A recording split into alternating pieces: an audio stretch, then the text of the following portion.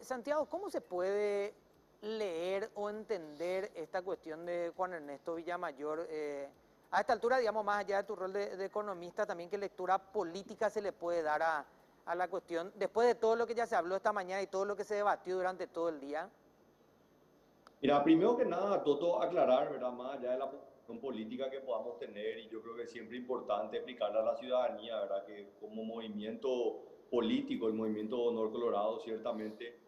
acompaña, apoya algunas decisiones del gobierno, pero no somos parte del gobierno y obviamente cuando vemos cosas que nos llaman la atención, que nos preocupan, tenemos la obligación también de mencionarlo. Pero mi posición y las declaraciones que he hecho el día de hoy parten más que nada de mi rol como haber sido director del Banco Central y luego ministro de Hacienda y haber trabajado activamente en negociaciones similares a esta que se está hablando, ¿verdad? Y obviamente podemos contrastar cómo lo hicimos en su momento y lo que hoy nos llama la atención, que nos estamos desayunando con esta publicación del Washington Post, que le hace un daño tremendo a la imagen y a la reputación de Paraguay. Y las explicaciones que vienen posteriormente por parte del jefe de gabinete, a mí por lo menos no me convencen, ¿verdad? Entonces, si yo te cuento un poco, haciendo un relato de dónde viene esta historia de la deuda con PDVSA, esto lleva más de una década, se inicia en el gobierno de Nicanor Duarte Frutos,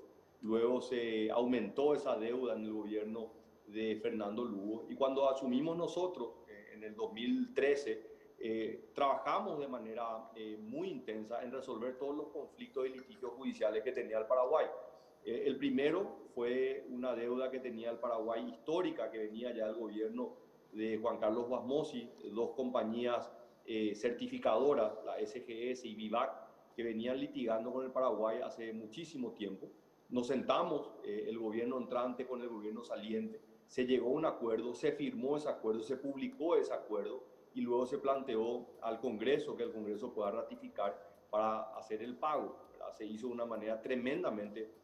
transparente. Luego nos enfrentamos con el gran desafío histórico de no pagar la deuda de Gramón Berres, ¿verdad? Por más de que habían algunos actores que nos decían, actores políticos y medios de comunicación que insistían en la necesidad de llegar a un acuerdo y pagar algún monto para terminar ese litigio, el gobierno del presidente Cartes tomó la decisión de ir a enfrentar esto en un juicio en Estados Unidos, que terminamos ganando.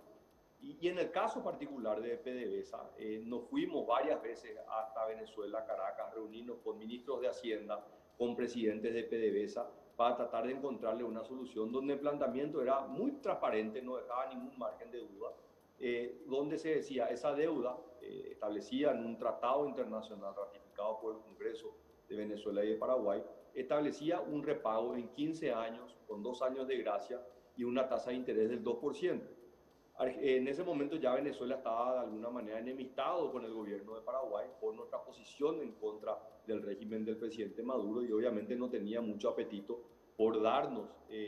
ningún tipo de concesión. Nosotros tampoco pedíamos ningún tipo de concesión, simplemente que se pueda aplicar la cláusula. Y esa cláusula decía, o sea, daban matemáticamente que si se hacía un pago adelantado sin optar por el financiamiento, la quita debería estar cercana al 50% de la deuda. Obviamente en ese esquema no dejaba margen para ninguna negociación por debajo de la mesa ni el pago de ninguna comisión. Entonces ese pago no prosperó, pero sí trabajamos en el fortalecimiento de la empresa Petropar y finalmente se dejó el 15 de agosto del 2018 con un saldo en caja de casi 100 millones de dólares para que este gobierno se pueda sentar a negociar y pueda pagar, ¿verdad? Más allá de que se estaba en un litigio también internacional en la Cámara de Comercio de París por un arbitraje comercial. Entonces, cuando vemos esta situación, y obviamente no es un hecho aislado, estamos hablando de apenas 2 semanas anteriores, se estaba destapando un caso tremendamente cuestionado con relación también a Petropar, donde se le iba a regalar 7 millones de dólares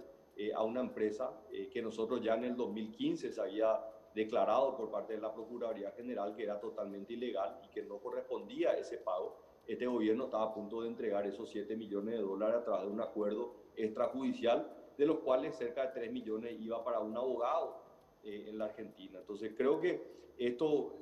levanta